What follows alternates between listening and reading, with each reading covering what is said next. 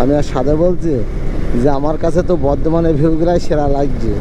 এর কারণ হলি দেখো একবার, হ্যাঁ, মাঠটা কত সুন্দরভাবে উঁচু নিচু করা আছে মাঠটা,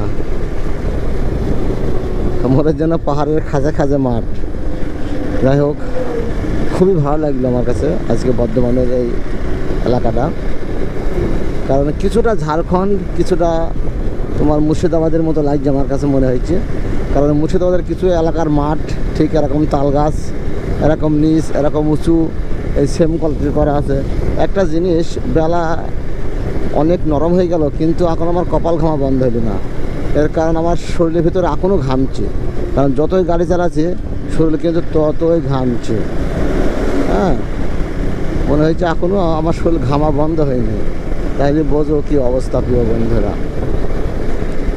আসলে এই বর্ধমানে আমি বুঝতে পারলাম যে ভাবছিলাম যে ক্যামেরাটাকে নিয়ে যাবো সাথে করে নাকি ক্যামেরাটা থুয়ে যাবো। কারণ আমি জানি বর্ধমানে মাঠে ধান কাটা হয়ে গেলে ভিউটা না খুবই সুন্দর লাগবে আর কি। তো যাই হোক, তাই মনে হইলো। আসলে খুবই সুন্দর লাগছে আমার কাছে মনে হচ্ছে। দেখো একবার কত সুন্দর লাগছে রাস্তাটা, তোমরা দেখলে বুঝতে পারবা। হয়তো ভিউ পাওয়ার জন্য আমরা অনেক দূরে যাই, কিন্তু কিছু ছোটোখাটো ভিউগুলোও না কিন্তু খুবই সুন্দর লাগে।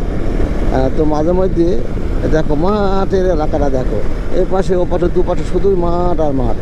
এই জন্যই না সময় এইসব ভিউগুলোও না অনেক ভালো লাগে। আর দেখো আমাদের মাঠে কিন্তু এখনও ধান কাটা শুরু হয়েছে কিছু, আর এখানে কিন্তু ধান কাটা শেষ হয়ে গেল প্রিয় বন্ধুরা।